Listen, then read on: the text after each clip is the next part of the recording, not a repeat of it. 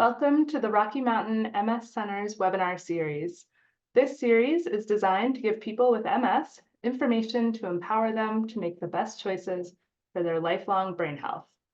I'm Kelsey Morrow, Education Manager at the Rocky Mountain MS Center, and I would like to thank the pharmaceutical companies who have provided support for this program. Thank you to EMD Serono, Genentech, and Novartis Pharmaceuticals. This speaker series is just one piece of our education programming. We have a variety of formats available to you, including both in-person and online options, with most of our programs also available on demand through our YouTube channel. Some of the videos that we've posted most recently are presentations from the Fall Education Summit, which covered the differences and similarities between NMO and MS, research updates, addressing mobility concerns, the concept of PIRA, and cognition. There is also an archive of videos from a series called Conversations on MS, which is a 90-minute town hall style Q&A with an MS specialist, and includes a clickable link index of topics. Our most recent webinars covered the topics of demystifying MRIs and managing the financial risks of disability.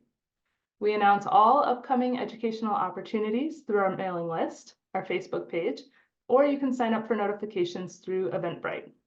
All of our education programs are available free of charge to anyone interested. Today's presentation will be on cognitive functioning in MS. Our presenter is Dr. Brian Hoyt.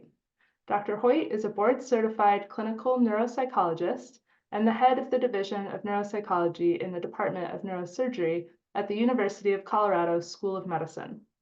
After earning his Ph.D. at the University of Houston, he completed a post-doctoral fellowship in clinical neuropsychology at National Jewish Health in Denver, and then joined the faculty there until he established the University of Colorado Hospital Neuropsychology Clinic in 2011.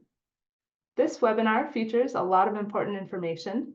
If you missed something on a slide or you want to hear it again, we are recording this webinar and it will be archived on our website at mscenter.org, so you can replay it at any time.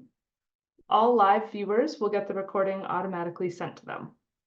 You will also receive a link to our evaluation survey. Please take a few minutes to fill this out as it helps us improve future programming. We'll reserve time at the end to answer questions from the audience. You can submit questions at any time using the Q&A box on Zoom. We will answer as many questions as time allows. Today's presentation is for educational purposes only. And with that, I'll turn it over to Dr. Hoyt. Okay, thank you very much, Kelsey, for that nice introduction.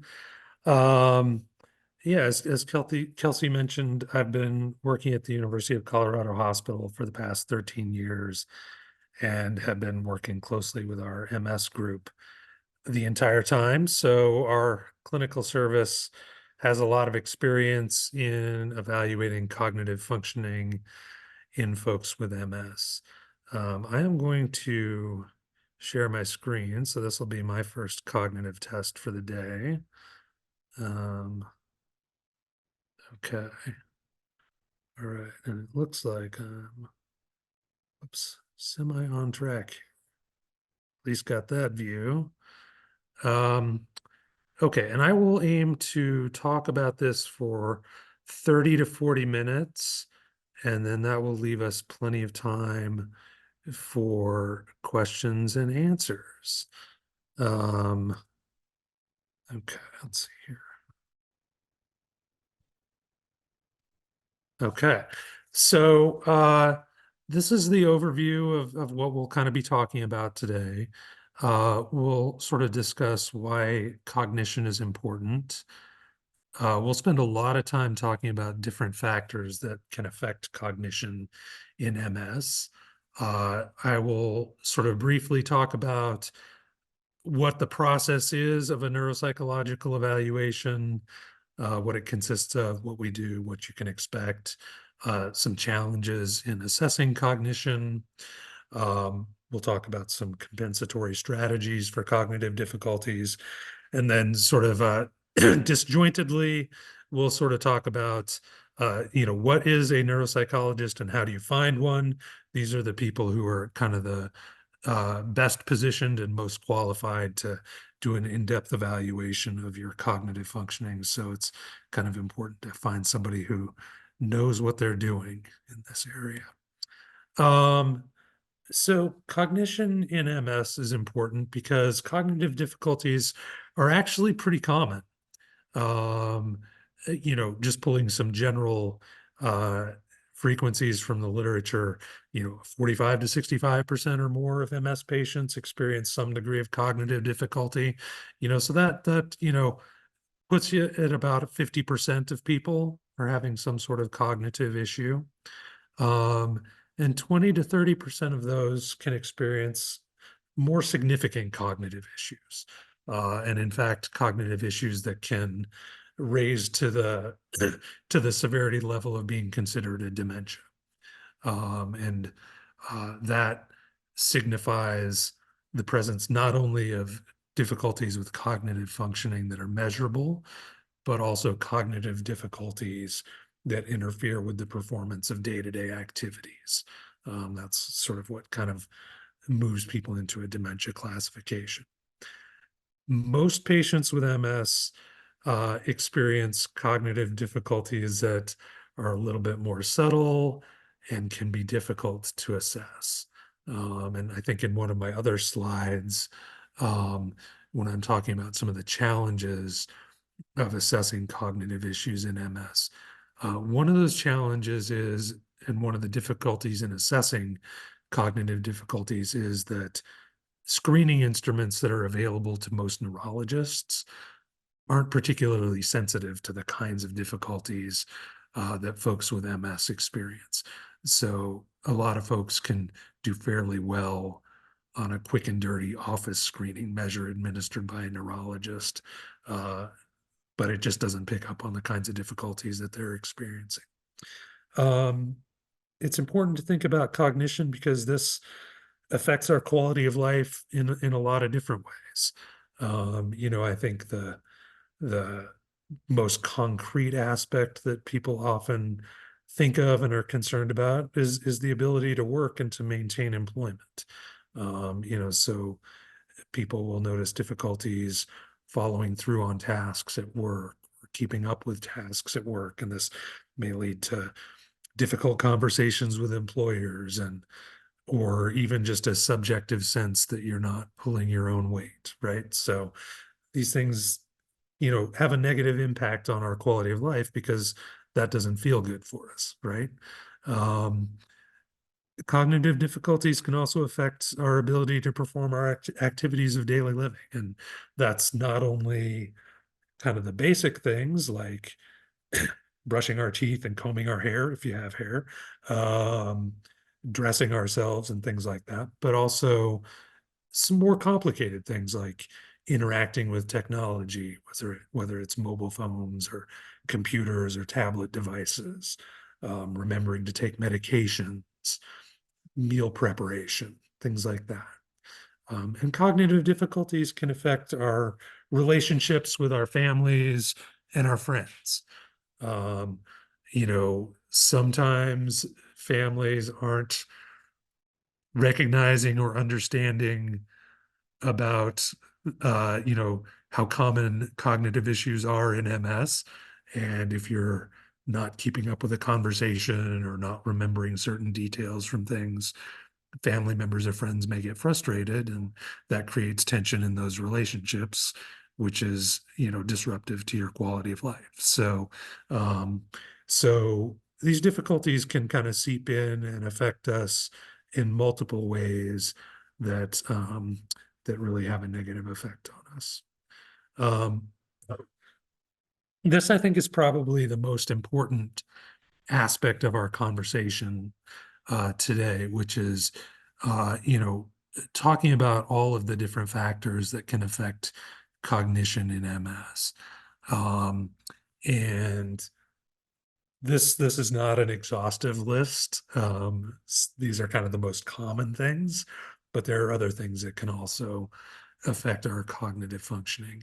And um, usually when I talk about these with folks, I'll also kind of break them down into what we call neurologic factors and non-neurologic factors, right?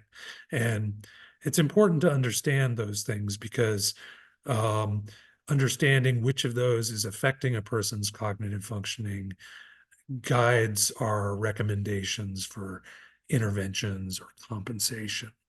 Um, so some of the neurologic factors that come along with MS that affect cognition, um, a lot of it has to do with the neurology of the individual's particular flavor of MS, right? Um, which sort of classification, which sort of course does a person have? Is this relapse remitting MS? Is this secondary progressive MS? Is this primary progressive MS? The amount of neurologic change certainly is, an obvious factor that affects cognitive functioning. So uh, lesion matter within the lesion burden within the brain, particularly within the white matter of the brain, um, brain atrophy, which can be observed in MS as well. And then also the age of onset can have an interaction with cognitive functioning. Um, these tend to be disease-related variables where, most effective interventions and treatments are going to be managing the disease to the best degree as it can be managed. Um, I will say that there's not a one-to-one correlation between some of these neurologic indicators and cognitive functioning. In other talks, I've shown MRI slides of people who have a fairly significant lesion burden, yet they have a fairly normal cognitive profile, and other people who have a relatively smaller lesion burden, but have a more substantial uh, impairment in terms of cognitive functioning. So these are important characteristics, but they don't tell the whole story. Patient variables are kind of non-neurologic factors that do have a big effect on our cognition. And some of these are obvious and some of these aren't. Things like our age, interactions with normal age-related changes can certainly affect cognitive functioning in folks with MS. Our what we call our level of premorbid functioning. So how cognitively intact a person is prior to developing MS can have an effect on how much they're going to be affected cognitively. And related to that is this concept of cognitive reserve or brain reserve. Um, and in general, um, protective factors or factors that indicate that a person might have a lot of brain reserve tend to be things that a person engages in throughout their life, whether it's, educational attainment, um, sort of occupational level of functioning, um, social enrichment, whether it's social lives or hobbies or activities that people are interested in, people who tend to be more active cognitively and more engaged cognitively tend to have what we consider to be a higher degree of brain reserve, which can serve as somewhat of a protective factor in terms of cognitive issues in MS. Probably the most important area in terms of non-neurologic factors for people to be aware of um, are all these kinds of secondary things that will affect cognition that are common types of problems in folks with MS. So, raise your hand if you're not fatigued, right? So fatigue is just a huge problem across the board. Um, depending on, um, you know, classification, course, location of lesions, people experience various degrees of pain. Um, Pain can have sort of a distracting effect on a person's cognitive engagement during the day, but it also tends to be a factor that disrupts sleep, and reducing sleep quantity and sleep quality is another factor that can negatively impact a person's cognitive functioning. Depression and anxiety, again, common issues in folks with MS, but folks with neurologic and medical problems in general. These are not pleasant things to be dealing with in your life. And so, but there are certain ways that depression and anxiety also interfere with our ability to kind of engage our brain and function cognitively. And then certainly we also have the issue of medication effects. So, these are all examples of factors that are kind of in play for a good number of folks with MS that can, in and of themselves, account for a good deal of cognitive disruption. I'll sort of get off track just a little bit here, and maybe we can return to this particular issue in our Q&A portion, but frequently I'll see folks who are describing a fair amount of cognitive difficulty in day-to-day functioning. And when we pull them into the testing room and we can kind of, get a good measurement of what their brain is capable of doing, test performance will actually end up being pretty normal. And so that's a good indicator to us that it's some of these secondary factors that are interfering with a person's ability to, kind of adequately engage their cognitive functions in the day-to-day world, and cause disruption, whether it's at work or at home or whatnot. And so those things have just as big an effect on our day-to-day functioning and our quality of life, but the reason behind them is a little bit different, and the approaches we take to kind of addressing those issues will then, of course, be different. So we'll kind of put a pin on that to maybe come back to in our question and answer segment. So when you come see somebody like me, so I've got a doctoral degree in clinical psychology with specialty training in clinical neuropsychology. I'll show you a slide at the end of the presentation, which is a very lengthy slide that, is kind of the definition of a neuropsychologist. But essentially, we're someone who has specialty education and training in brain behavior relationships, and specifically the way that things going on with our brain affect our cognitive functioning. And it's really important to find somebody to do a detailed assessment who has that kind of training background and level of expertise, because a lot of our tests are actually fairly easy to misinterpret. And, that can either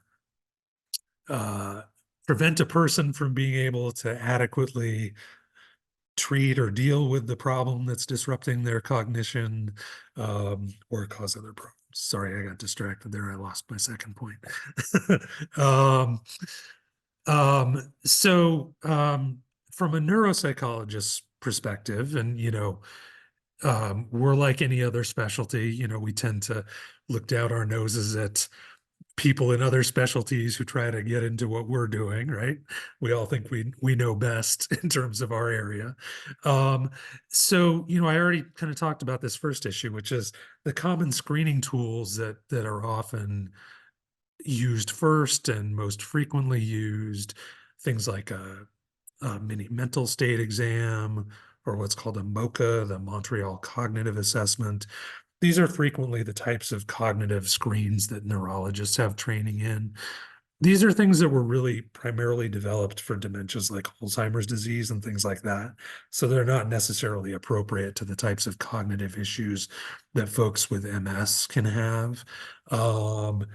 There is a lot of variability in how these things are administered from provider to provider. And like I said, they sort of shy away from the real difficulties that folks with MS have. So they tend to be kind of an unreliable source of information.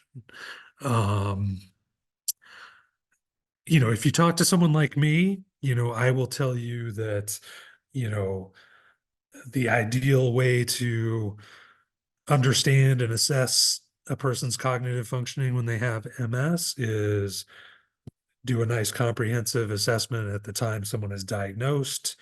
So, we won't call that a baseline because, a baseline would be sort of pre-diagnosis, but that's kind of a benchmark that we're starting from.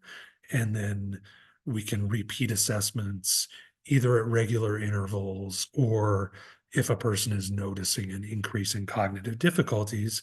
And we have a kind of an apples to apples comparison, a direct comparison of scores that we can make to assess for change and understand what's going on. So that is a type of situation that gives me the best information at trying to understand something. So that never happens, right? Um, a more practical model, and again, this is something that also rarely, if ever, happens, is to have neuropsychologists who are at least affiliated with MS clinics or neurology practices who are seeing large volumes of MS patients. So who will have a lot of experience in understanding the cognitive difficulties that are associated with MS. Um, a simple screen for a good number of patients is still a good idea, except instead of something like a mini mental state exam or a MOCA, something called the symbol digit modalities test is actually a pretty good screening for folks with MS because it tends to be pretty sensitive to cognitive changes in MS. A lot of you are probably familiar with this thing where, you have, this code up at the top with these crazy symbols, and each symbol has a number that goes with it. And then down below, there are two different versions. You either see the symbols or the numbers, and then you have to either write the numbers or the symbols that match up. Um, this is a test that takes, 2 to 3 minutes to administer. Um, MAs, NPs, mid-level providers can be trained to administer this pretty reliably. So it can be used as a good screen in busy neurology and MS clinic settings. And it can kind of serve as a flag for folks, who might be more appropriate for a more in-depth neuropsychological assessment, which typically takes several hours. Um, Another aspect, which I do think we do an okay job with in our MS clinic at University of Colorado Hospital, is we do have a pretty streamlined referral process for folks who are having significant cognitive issues or where work issues are really kind of coming into play. Um, And then, another practical matter is, and this is another reason to have a neuropsychologist who's familiar with MS and familiar with working with MS patients is, you know, there are specific sets of tests that will hone in on the difficulties that people with MS most commonly have. Um, you can complete this testing in a couple of hours. So you can have a person in for a half-day appointment rather than scheduling people for full-day assessment appointments. And then that improves kind of access and speed of turnaround for assessments. So so when we kind of think about this, both from uh, an academic standpoint in terms of the best way to assess things, but also an administrative and practical standpoint. These are kind of some of the considerations that we think of. So I think we have a lot of attendees here. Um, we probably have a lot of folks who have undergone a neuropsychological evaluation and a lot of folks who haven't. So for those who haven't, um, what this kind of consists of in its most typical presentation is, in our clinic, it's kind of a half a day visit with one of our neuropsychologists. There's usually a clinical interview that kind of precedes any testing where we're just kind of trying to get to know you a little bit, understand the difficulties you're experiencing, but also getting a lot of background information about you that kind of puts our test results in context. We'll kind of have different expectations for how a person might perform on certain kinds of tests based on background, people with a history of learning disorders. I mean, we're not gonna, we need to know that so that we don't misinterpret patterns of performance on some of our testing. Um, so that's an opportunity for us to kind of put things in context.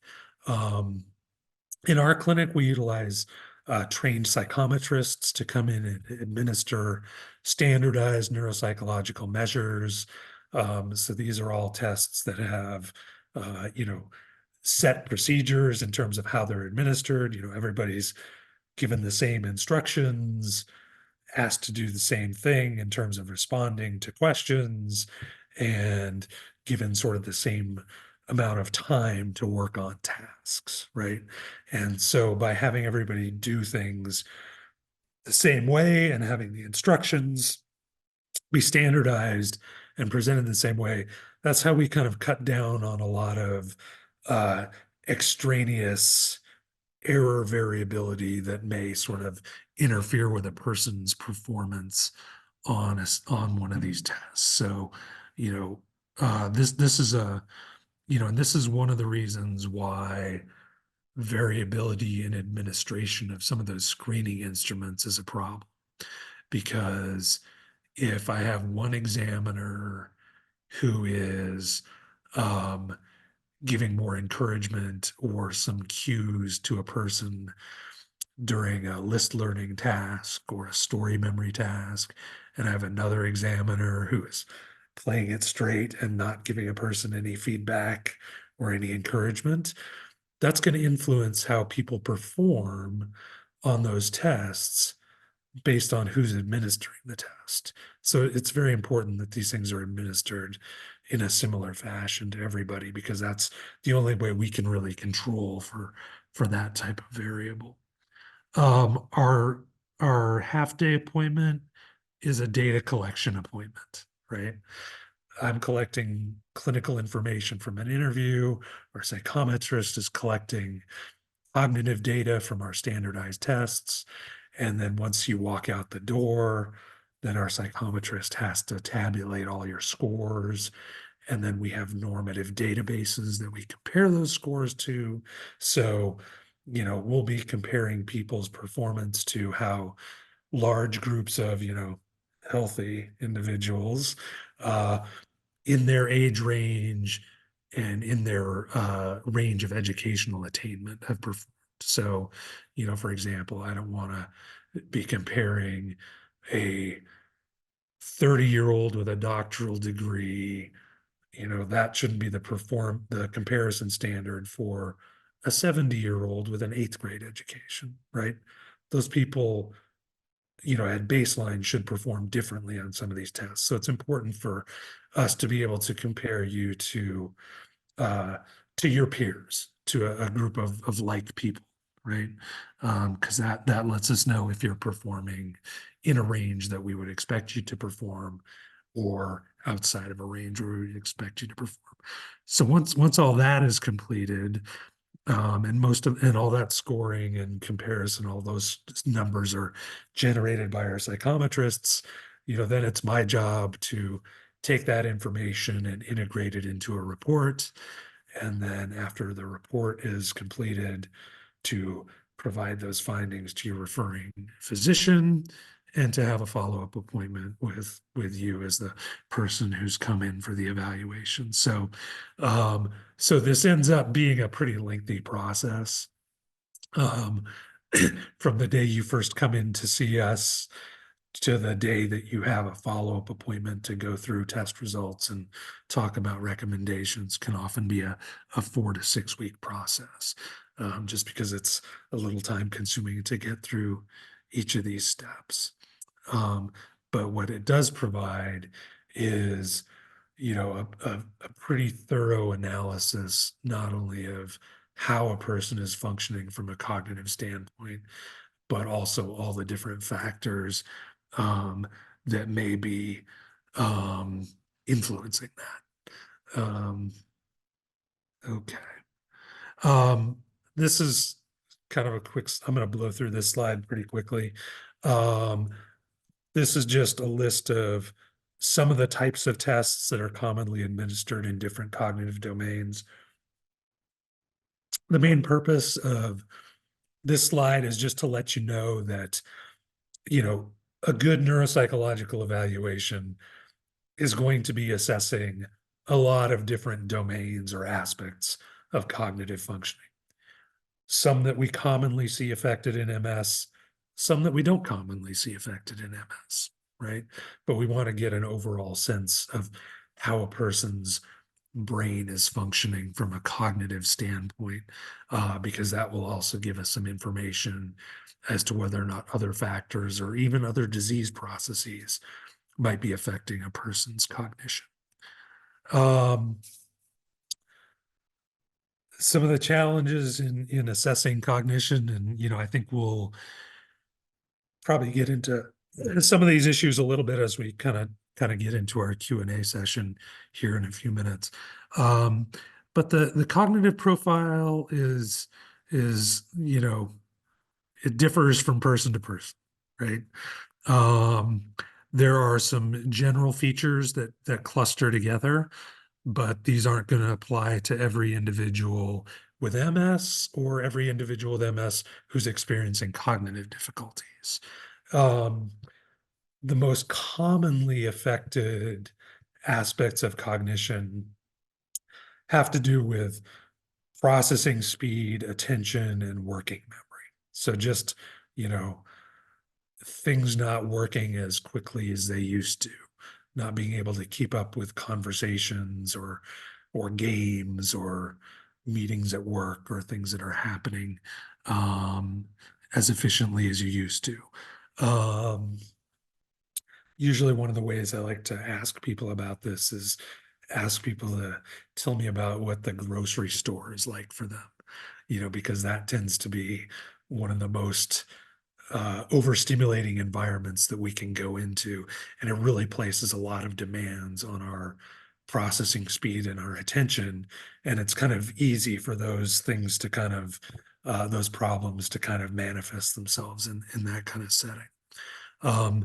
What we call executive functioning is another common difficulty that we see in folks with MS.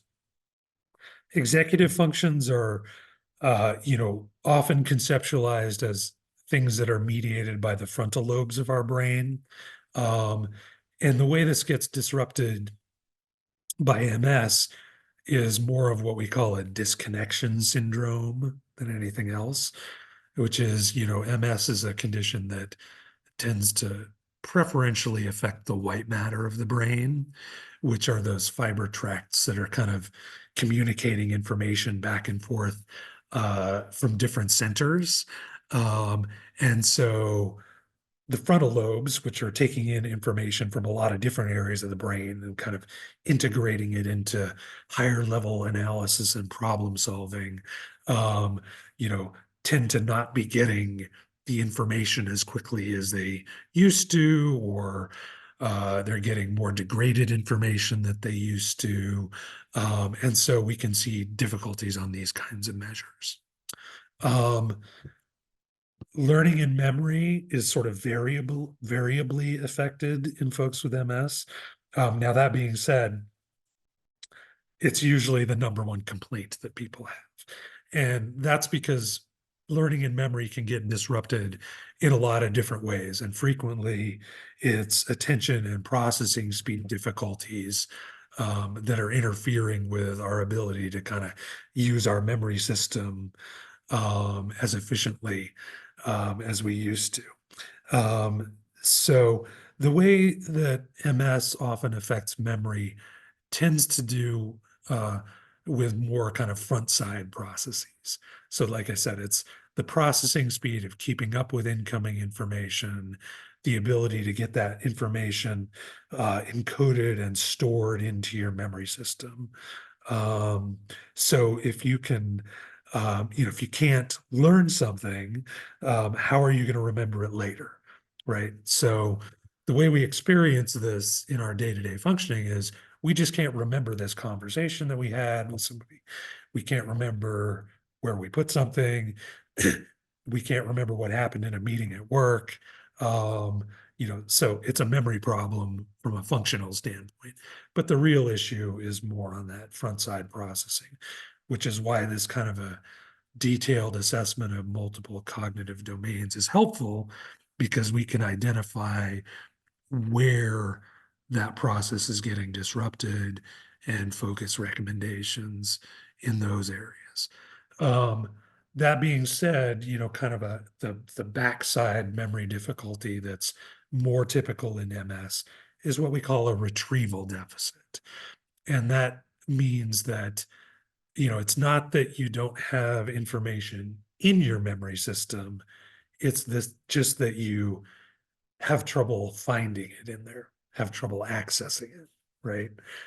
So if you have the experience of not remembering something, and then, you're walking down the hall after the conversation, then it comes back to you, that's the kind of retrieval problem. So that's sort of in contrast to some other neurologic conditions where, the information just isn't stored in memory. And so it's not even available to be retrieved. Visuospatial functioning is another area that is sometimes disrupted in MS, but again, that's a little bit all over the place. The challenge is that these difficulties can be pretty subtle, right? And that we have all these other factors that we talked about that can interfere with our day-to-day cognitive functioning.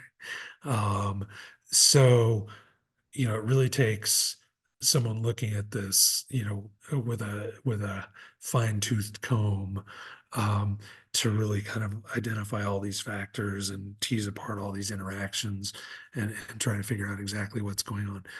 The other, the other challenge we face is that there's not a good correlation between people's subjective experience of cognitive difficulties and what we measure objectively in the testing room, right? And that sort of speaks to the influence of these other factors, whether it's fatigue or pain or depression or anxiety or other things like that, that make it hard for us to engage our brain on a day-to-day basis and affect our functioning, but they aren't actually a brain-mediated cognitive difficulty, right? So all these challenges sort of speak to the importance of, working with someone who knows what they're doing, right? um, um, because, those are the folks who can really help you figure out exactly what's going on and how to deal with it.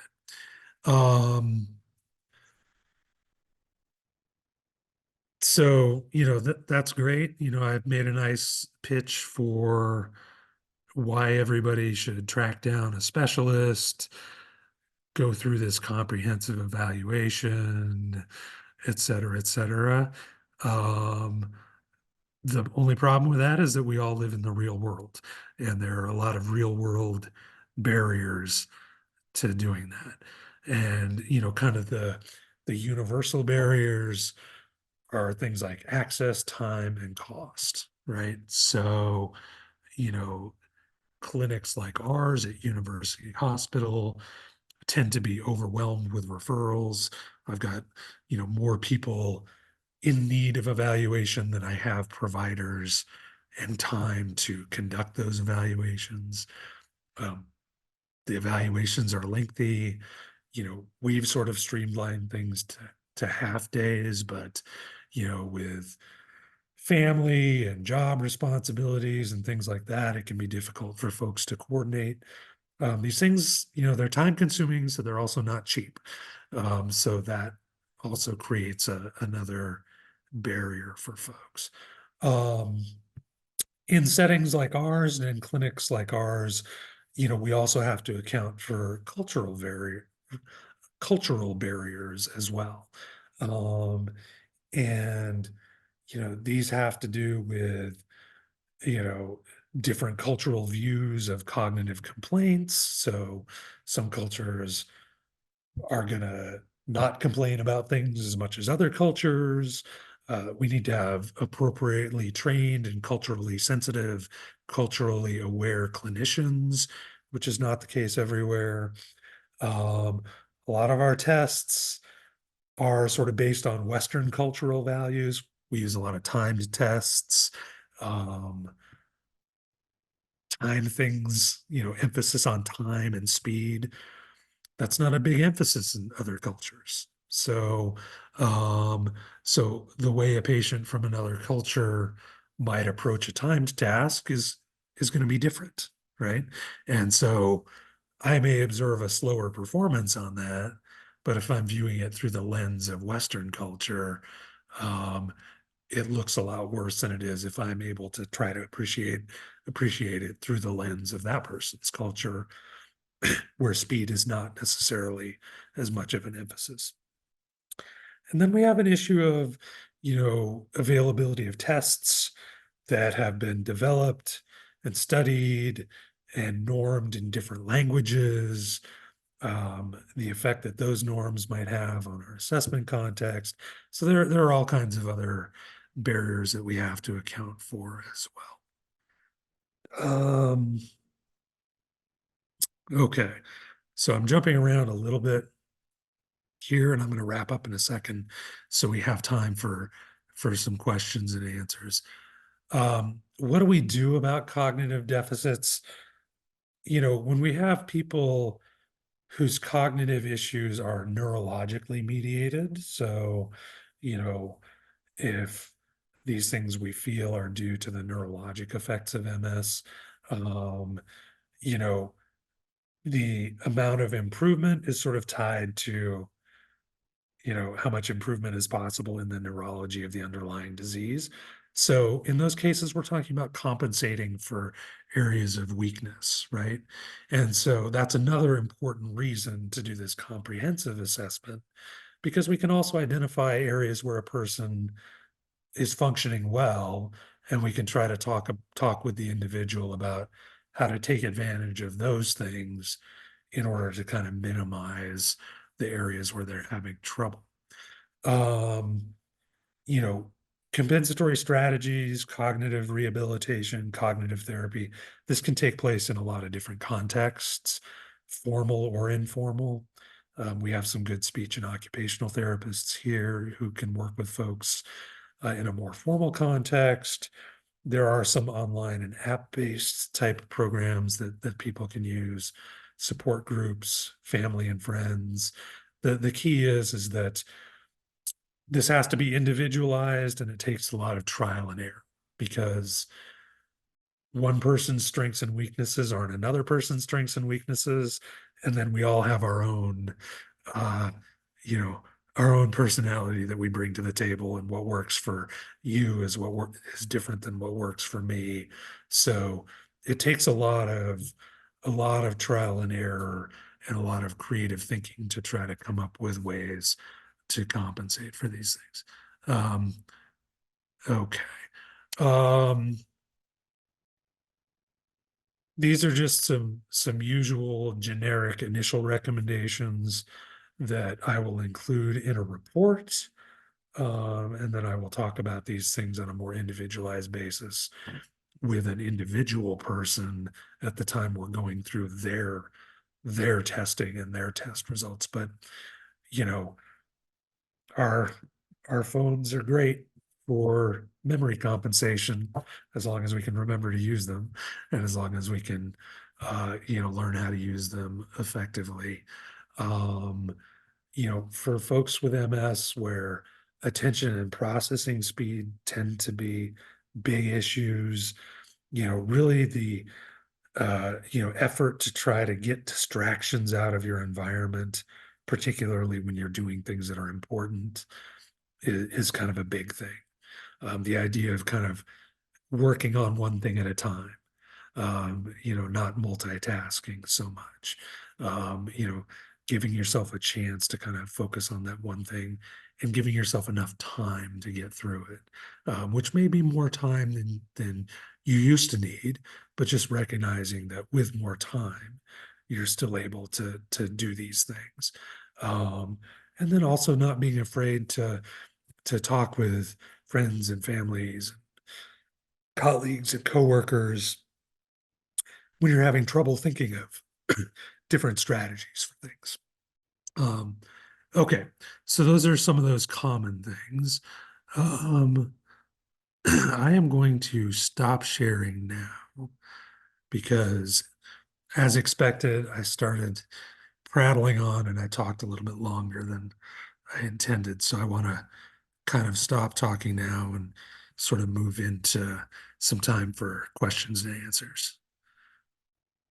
Thank you, thank you. And I do want to reiterate, we got a lot of really amazing questions. So we are going to group some of them together into categories. And then also some of the questions that were submitted at registration have already been answered. So just a reminder, you guys will get the link to this and you can rewatch the webinar as well. So kind of starting off, can you talk a little bit about the relationship between aging and MS and differentiating between, is it aging, is it MS, does it matter? Right. Yeah, and that was a question that was submitted by a lot of folks, right? So understanding normal aging and normal cognitive changes in aging is important. And, in general, the earliest and the most common changes that we all start to experience are some word finding difficulties. Um, I have this specific word in mind that I'm looking for, and I just can't get that precise word. Um, and a little bit of short-term memory difficulty, right? So, I mean, when I was in my 20s, I could go to a lecture, I could not take notes, and I could remember all the information that was presented. Okay, I can't do that now, right? um, so maybe a little bit of processing speed too, right? So, I have to make sure that I write down the things that I really want to remember from that lecture. And I have to remember where I wrote them down, and I have to remember to refer to it. So those are kind of, so we're just less efficient than we used to be as we get older. And the mistake we all make, none of us are immune to this, is we all compare ourselves to the best version of ourselves, right? Um, and the analogy I usually like to use is, kind of like the aging athlete, so they're always gauging their performance expectation off of their peak performance when they were at their peak of their physical abilities, and their body just can't do that anymore, right? So the same goes with your cognition. So if you're, missing a few words in your conversations, if it's a little bit more difficult to remember things than it used to be, and you're in your upper 40s, 50s, 60s, as long as you're navigating that okay and it's not impacting your day too much, that's probably normal aging, right? Um, word finding is something that we don't typically observe a whole lot in MS. Um, so those changes, again, if they're not really severe, are more likely to be kind of just age associated things. Um, you know, the short-term memory, it's going to be a little bit of overlap with the types of memory issues folks with MS have, right? So again, it's going to be harder for us to kind of take that information in and process it and store it into our memory, and we'll have trouble retrieving it. And we may do a little bit better when we get some hints or some cues. So that one's a little bit harder to differentiate, and may require a little bit more expertise in terms of, looking at some standardized assessments and performances, and seeing exactly what's going on. What's not particularly common uh, in in normal aging is like a really severe reduction in processing speed. Okay, so we're all a little bit less efficient, but we're not a lot less efficient. Um, And so, particularly if you're in a situation where you're, like in your mid 30s, early 40s, and you can't keep up with tasks at work or at home, you lose your place in conversations. You go into the grocery store and you have no idea what you're doing because it's just too overwhelming. That's a little bit beyond normal age-related changes. Um, See, I like to talk. Sorry. That's great. And I had a quick question too. Will you be able to spend a couple extra minutes if we want to extend the Q&A a little bit beyond 3:30? Yes, yeah, I can do that. And just a reminder, this is being recorded, so if you do have to log off at 3:30, you will get the recording sent to you. Okay. So the last part of that question, kind of, if you're unable to differentiate between aging and MS related issues, does it matter for addressing the issues? Um, yeah, so as a psychologist, I'm trained to give the answer, it depends to everything, right? So I would say it does matter, right? Because um, if it's so the other thing that I didn't sort of account for in my answer previously was some of these non-neurologic factors that come along with MS, whether it be fatigue, disrupted sleep, pain, depression, anxiety, things like that. So, those would be things where, if those can be assessed and identified, those are what we call modifiable or treatable factors, right? We can work on improving your sleep. We can work on pain management. We can work on, mental health issues like depression and anxiety. And if those things can improve, then your cognition, you might notice a similar improvement in your cognition. So, those would be non-age related things that we can do something about. So yes, it would matter. Absolutely. And then just a note for everyone else, we did have a presentation at the last Education Summit, the Fall 23 Education Summit by Dr. Anna Shaw, and she discussed some of those modifiable factors for cognition in her presentation. So I would recommend checking that out. In the beginning of the presentation, you mentioned that MS onset, age of MS onset impacts cognition. Does that how does that work? And does it have more to do with whether or not the more effective MS treatments were available? Yeah, that's a good question. Um,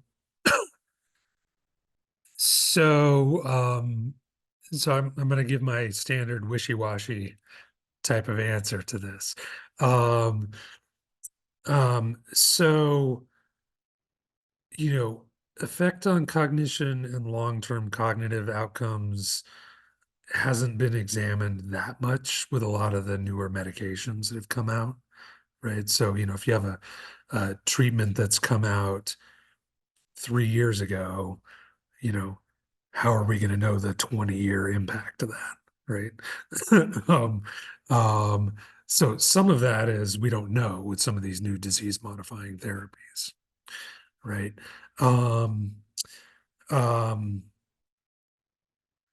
I'm gonna be a little bit dodgy in terms of the age of onset, right? So, some of the importance of that has to do with, you know, more frequent, uh, which course of MS has a more frequent age of onset, whether it's a younger age or a higher age, right? Um, in general, conditions that appear later in age can be more disruptive to cognition, but again, that's not a one-to-one um, relationship. So that's one I can't give a perfect answer to. We had a lot of questions submitted about the testing process. Yeah. Um, so I will say, let's start out with, is the MAC FIMS done during the evaluations done at UC Health? Yeah, so that is so the MAC FIMS is just an acronym for a conglomeration of common neuropsychological tests that, you know, number one, they assess cognitive functions that are important in MS. Number two, they tried to identify measures that had alternate forms so that if we were tracking people over time, I'm not reading you the same word list every month, right? Because you're going to just start to remember that. Um, and their other criteria was things that were widely available, I think. Um, and so we use most of the tests that were in that recommended MAC-FIMS battery. That acronym stands for Minimal Assessment of Cognitive Functioning in MS. So that's kind of what this expert panel agreed would be like, this should be the least you should do, right?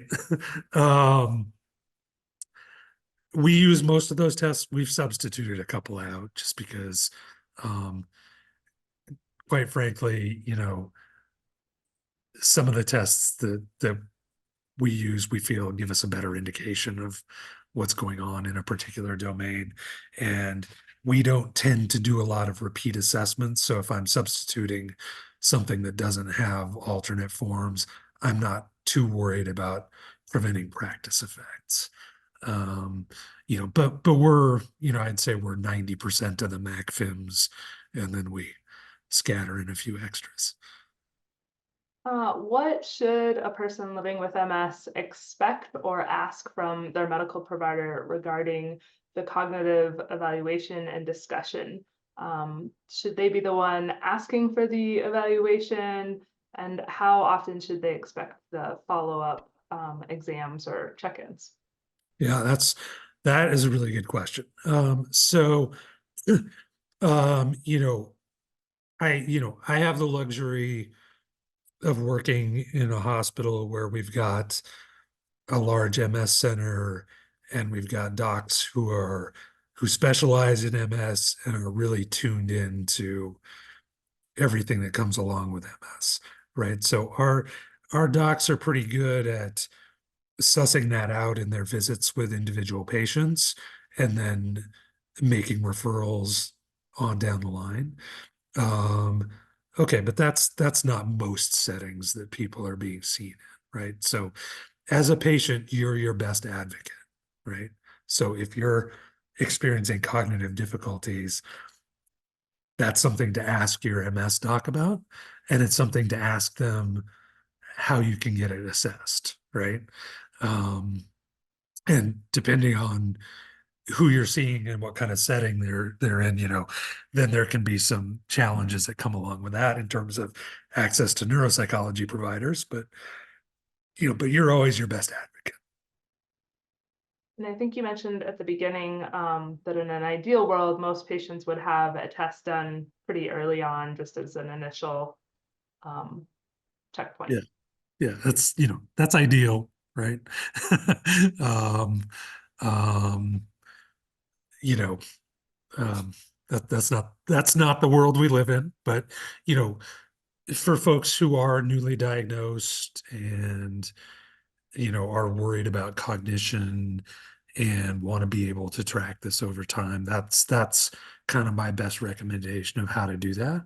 And I will say that that is um a sizable, not the majority of the kind of referrals we get from our MS clinic, but we do get a sizable chunk of referrals where it's just, okay, this person just wants a cognitive baseline.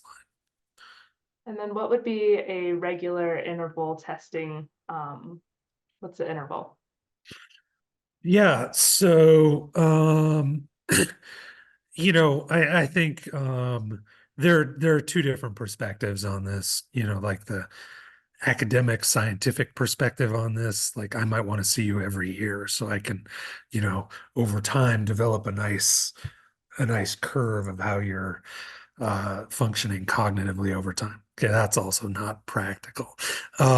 So, what I tell folks is, you know, come back and see me if something changes, right?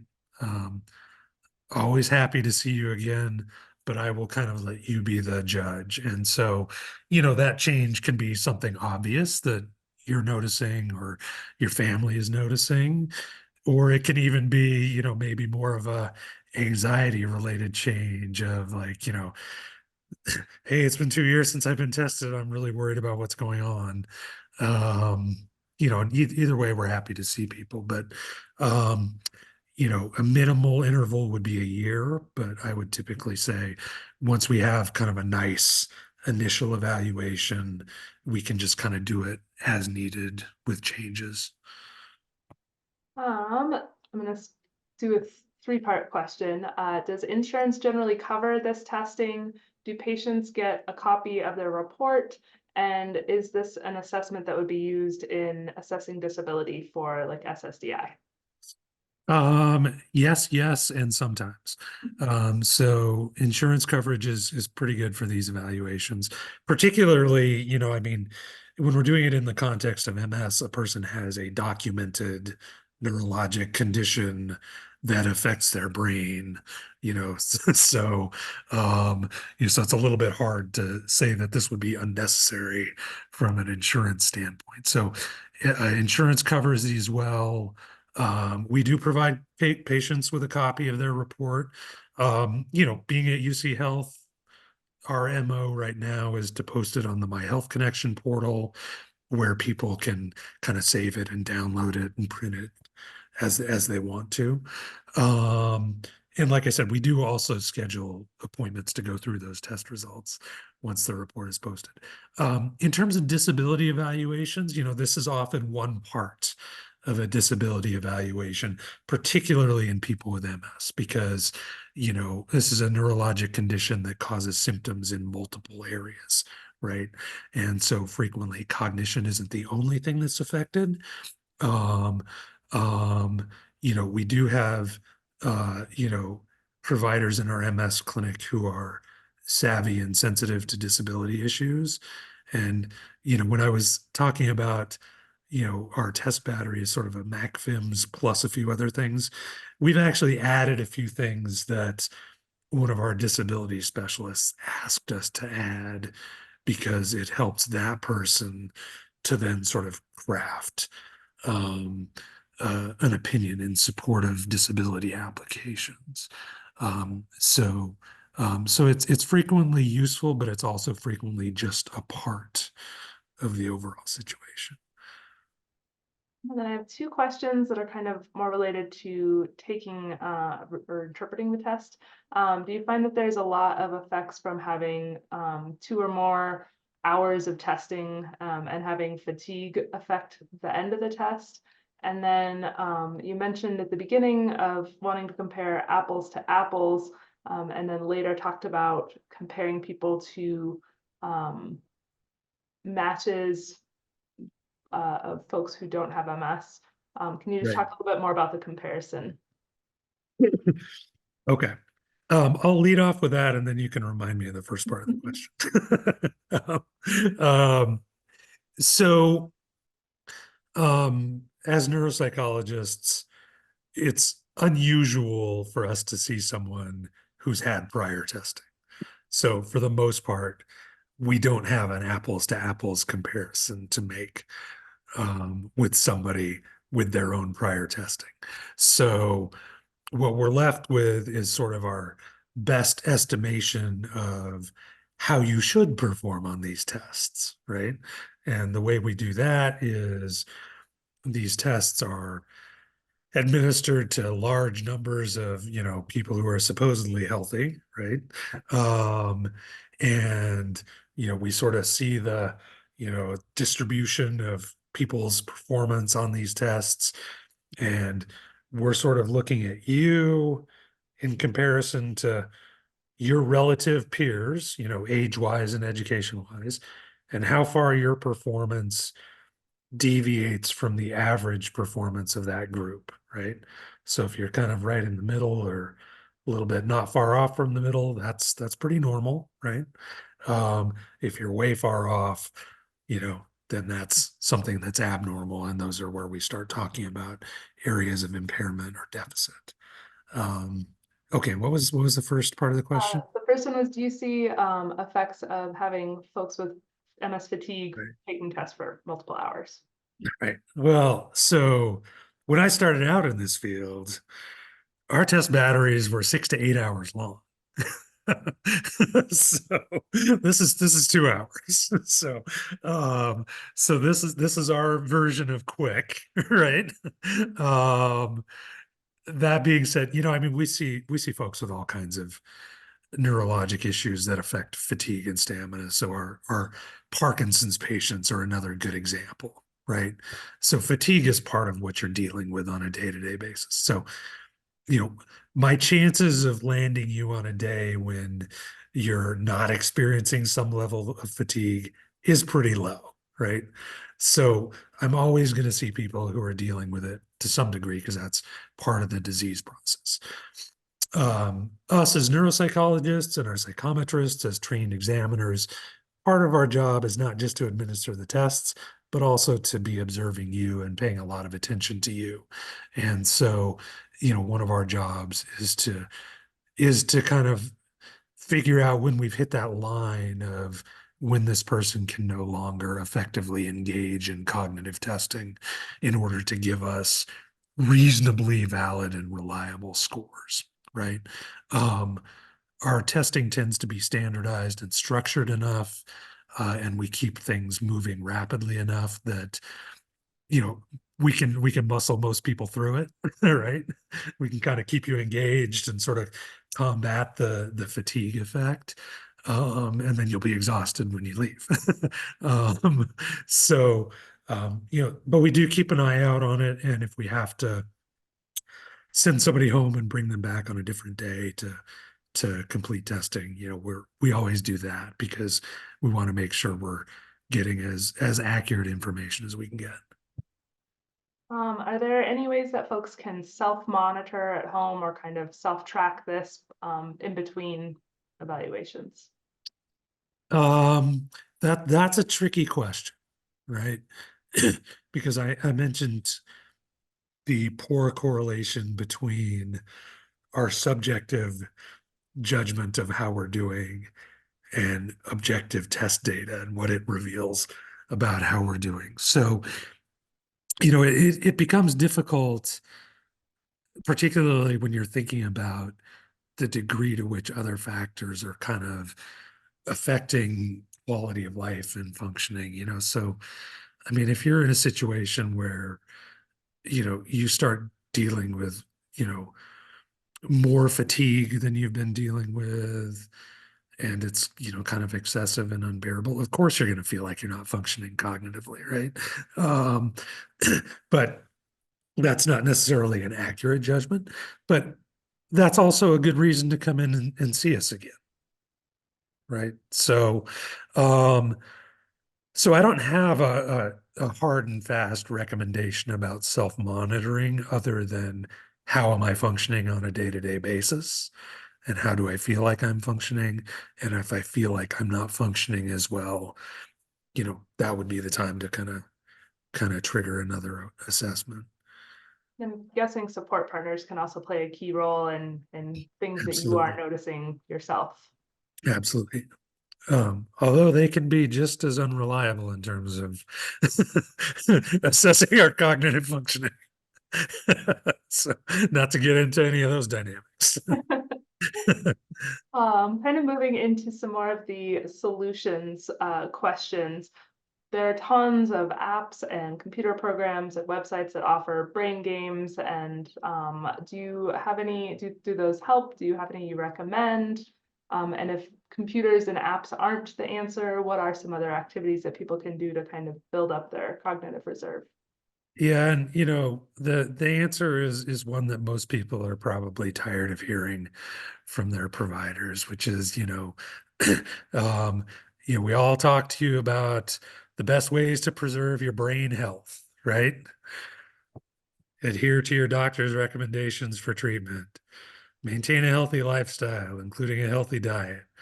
Uh, you know, Physical activity and exercise, social engagement, cognitive engagement, right? So engaging in cognitively stimulating activity is the key to preserving our brain health and keeping it at the maximum that it can be. Um, it doesn't really matter what that is as long as it's engaging to you as an individual, right? So what I usually tell people is, um, you don't need to spend a lot of money on these things, right? There's lots of things that you can do that will keep your brain working that aren't going to cost you anything, right? um, um, and what is engaging and stimulating to one person is different for another person. So in that way, it's hard for me to make any specific recommendations because it has to do with you and what you like and what kind of gets your gears turning. A couple of specific kind of symptom questions, I guess. Is facial recognition blindness a cognitive symptom that shows up in MS patients commonly? Facial recognition is not a common MS thing. You know, um, you know, so that's a very specific condition called prosopagnosia. Um, and true forms of prosopagnosia can be really difficult to assess, and they're most commonly associated with strokes, um, and strokes that have to occur in very particular locations of the brain. Um, Now, that being said, if you're experiencing a facial recognition difficulty, I'm not telling you that you had a stroke. um, so, there can be other things that are sort of affecting our ability to recognize people that aren't really like a visuospatial facial recognition problem. And so a good neuropsychological evaluation is maybe a good place to start out to kind of try to identify whether or not some of those other things are in play. Um, Sorry, that was a little rambling. I don't know if that answered the question. Yeah, and then we had a lot of questions or a couple of questions submitted on short-term memory loss and word finding, trouble recalling words and such. Do you have any further compensatory strategies for those? Um, yeah, it's a yeah, your best memory compensation tool is your smartphone. As long as it's not too aggravating to use, right? Um, um, Word finding is a difficult one, because um, that is one that we all start to experience with age. So it's hard to tell if it's normal or abnormal. Um, it's also something that gets worse the more flustered you get by it, right? So if I can't find the term I'm looking for, the more I stress about it in my head, as opposed to just kind of moving on, the harder it's going to be for me to find it. um, so the best thing, honestly, just kind of in day to day, as long as it's not too bad, is just to kind of rely on your social skills and the people that you're interacting with.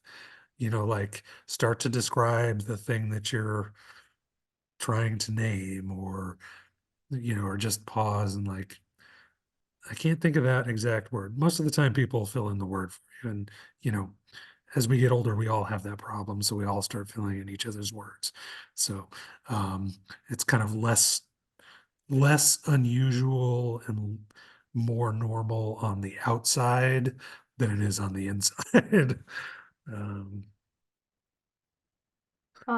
One of the things that we will link to in our follow-up email and in the description of this video is our page on our website that has all of our previous resources that we've put together on cognition. One of them I'll highlight right now is a webinar from Jeffrey Gingold, and he mentions having like a safe person in a conversation who can help you out in those yeah, situations. yeah. So I would encourage you to check that out as well. And then we are over time, so we're going to start wrapping up, but I was just wondering if you could talk about the Alzheimer's and MS, kind of if someone has Alzheimer's running in their family, what more do they need to think about? And what are Right. some things people should be looking out for to determine whether it's Alzheimer's or MS cognition? Right. Yeah. And this there were a lot of questions that were submitted about this. So thanks for directing me to that. So the cognitive profile, particularly the memory profile for Alzheimer's disease, is different than it is for MS, right? So, with MS, I sort of talked about, sort of this front side encoding difficulty, maybe mediated by a little bit of attention and processing speed. So it's kind of hard to get that information in and get it encoded and stored into your memory. But then it's in there, and you may have a little bit of trouble finding it, but it's in there, and you can find it with enough help. Someone with Alzheimer's disease, you know, it's the front side process is much more disrupted. So initial learning is much lower than we see in MS. Prototypically, folks with Alzheimer's disease experience what we call rapid forgetting, right? So the ability to recall information after 20 minutes or so, is, 0 to 25% of what you initially learned. Even a person having a significant retrieval deficit with MS, they're probably going to be retrieving somewhere in the 60-ish% range of information that was initially learned. So the rapid forgetting is a big difference.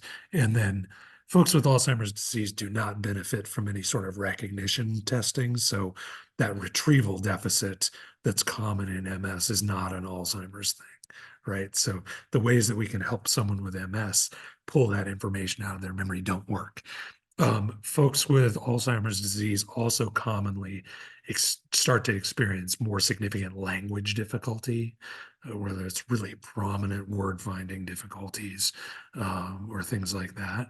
And that's atypical for MS. So yeah. Now, word finding is also one of those age-related changes, right? So, so we get back to that question. Um, so, that being said, we're unfortunately not limited to having one health condition at a time, right? And so just because you have MS, if you have a strong family history of Alzheimer's disease, you know, that's certainly not a protective factor against having Alzheimer's disease, right? I mean, you probably have about the same general risk um, as someone without MS with a strong family history. So, um, so again, a good cognitive assessment will be able to tease those things apart.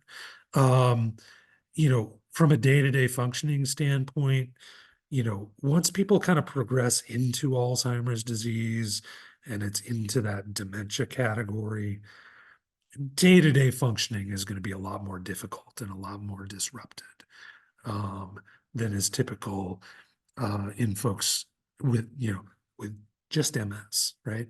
Um, so, it's, I would say a thing to keep an eye out for is the severity of the impact on daily functioning, and then the severity of memory and language difficulties.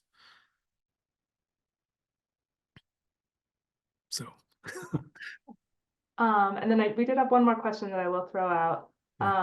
For neurological testing, if you are taking drugs for fatigue, should you take them on your testing day or not? Do you want it to be as normal of a day or um, as with other Um, drugs? yeah, I'm usually okay seeing people just taking their medications as normal, right? Um, because we know you have fatigue, we know you're using a medication to try to combat fatigue. And so in some ways that helps us kind of identify cognitive difficulties without fatigue in the picture, or, at least lessening the degree of fatigue. Now, that being said, I've seen plenty of folks who stop taking their medications for fatigue several days in advance. And so, checking in with people on fatigue level and then accounting for that as a factor that may be disrupting cognition, becomes more of a part of what I'm looking for. So as long as I know what the circumstances are, um, on the day of the evaluation, that sort of gets factored into how I'm looking at test results. Excellent. So we are totally out of time. Thank you so much, Dr. Hoyt, for all of your knowledge, for your extra time today. Thank you, everyone who submitted questions. Again, this webinar will be archived, and make sure that you are on our mailing list for any future education programs that we may do, particularly on the subject of cognition. Thanks, Kelsey. It was a pleasure. Thanks, everybody.